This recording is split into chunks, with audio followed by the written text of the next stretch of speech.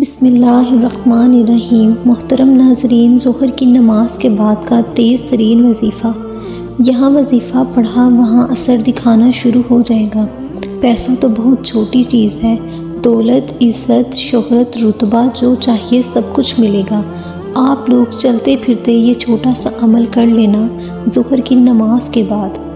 پوری دنیا جہاں اگر آپ لوگ دولت مانگو گے آپ کے قدموں میں ہوگے انشاءاللہ۔ آج وظیفہ میں آپ کی خدمت میں لے کر حاضر ہوئی ہوں۔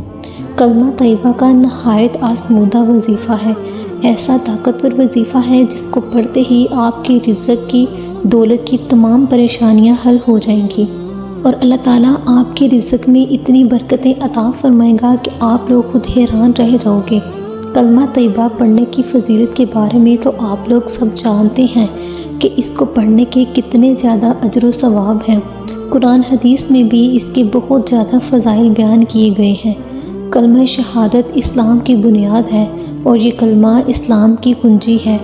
کلمہ شہادت اسلام کا پہلا رکن ہے۔ کلمہ طیبہ میں دو باتوں کا اقرار ہے کہ اللہ تعالیٰ کے علاوہ کوئی معبود برحق نہیں اور محمد اللہ تعالیٰ کے رسول ہیں۔ حضرت ابو ہریرہ رضی اللہ تعالیٰ عنہ سے روایت ہے، عرض کیا گیا، یا رسول اللہ، قیامت کے روز آپ کی شفاعت کا سب سے زیادہ مستحق کون ہوگا؟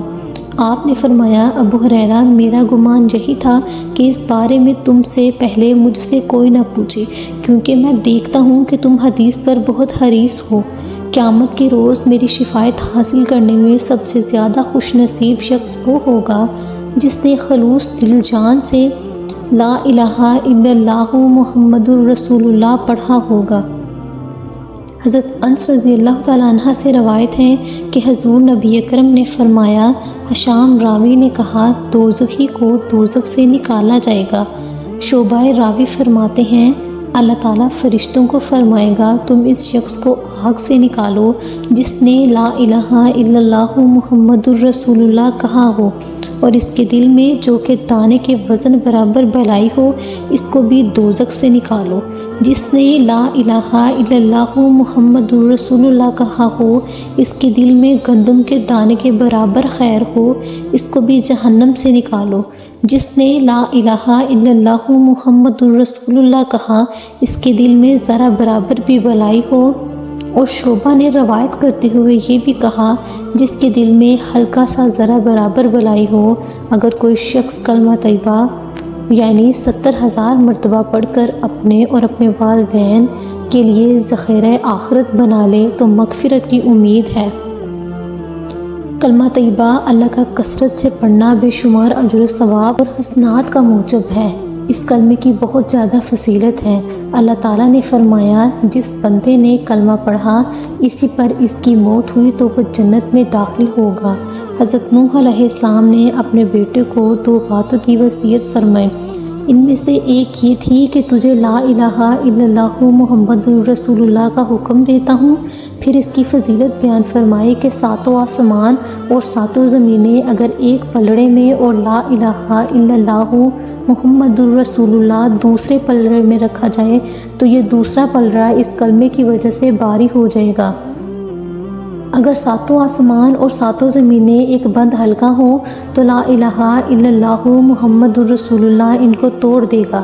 وظیفے کو پڑھنے کے بعد جتنی بھی آپ کی حاجتیں ہوں گی، آپ کی مرادیں ہوں گی، ان کے لیے ضرور دعا مانگنا۔ آپ لوگوں کے تمام مسائل خود بخود حل ہونا شروع ہو جائیں گے انشاءاللہ۔ ایک مرتبہ جب اس عمل کو شروع کریں تو درود شریف پڑھ لیں، کوئی سا بھی درود شریف آپ پڑھ سکتے ہیں۔ درود پاک پڑھنے کے بعد پہلے نمبر پر آپ کو جو وظیفہ پڑھنا ہے، اپنے ہاتھوں میں ایک تسبیح پکڑ لیں۔ آپ کے پاس تسبیح موجود نہیں تو پھر سیدھے ہاتھ کی انگلیوں پر پڑھ لیں۔ بڑا کمال کا وظیفہ میں آپ کو بتاؤں گی۔ آپ لوگوں نے وظیفے کو اپنی زندگی میں شاید پہلے کبھی نہیں کیا، لیکن آج کے دن کا خاص عمل ہے۔ 2-3 چھوٹے چھوٹے آسان سے وظائف ملا کر پڑھنے ہیں۔ پورا عمل ایک ہی وقت میں ایک ہی جگہ پر بیٹھ کر کرنا ہے۔ سب سے پہلے ایک مرتبہ درود شریف پڑھ لیں۔ درود شریف پڑھنے کے بعد آپ نے بسم اللہ الرحمن الرحیم ایک بار پڑھنا ہے، پھر بسم اللہ الرحمن الرحیم پڑھنا ہے تو 2 دفعہ ہو گیا، پھر بسم اللہ الرحمن الرحیم پڑھنا ہے تو 3 بار ہو گیا۔ اس وظیفے کو آپ نے 7 مرتبہ پڑھنا ہے۔ یہ وظیفہ درود پاک پڑھنے کے فوراً بعد آپ نے کر لینا ہے۔ جب 7 مرتبہ یہ وظیفہ تمام لوگ اچھی طرح سے کاؤنٹ کر کے پڑھ لیں، فوراً آپ لوگ یہ وظیفہ پڑھنا شروع کر دیں۔ تسبیح نہیں تو آپ لوگ سیدھے ہاتھ کی انگلیوں پر پڑھ سکتے ہیں۔ لا حول ولا قوت الا باللہ ایک بار پڑھیں، پھر دوسری بار بھی اس کو پڑھیں اور پھر تیسری بار پڑھیں۔ آپ لوگوں کو لا حول ولا قوت الا باللہ کا یہ وظیفہ صرف 11 مرتبہ اچھی طرح گنتی کر کے پڑھنا ہے، نہ کوئی کم ہو اور نہ ہی کوئی زیادہ۔ تیسرا اور آخری وظیفہ کون سا پڑھنا ہے یہ سمجھ لیں، کتنی بار پڑھنا ہے اور اسے پڑھنے کے بعد آخر میں کیا کرنا ہے۔ آخری وظیفہ آپ پڑھیں گے لا الہ الا اللہ محمد الرسول اللہ۔ سب سے آخر میں آپ سب نے 7 مرتبہ پہلا کلمہ پڑھ لینا ہے۔ 3 مرتبہ جیسے ہی آپ لوگ کلمہ پڑھ لیں تو اس کے بعد آپ لوگوں نے درود پاک پڑھ لینا ہے جو آپ نے شروع میں پڑھا تھا۔ اس کے بعد آپ لوگوں نے اپنی تمام حاجتیں، اپنی تمام پریشانیوں کے بارے میں اللہ تعالیٰ سے دعا مانگنی ہے۔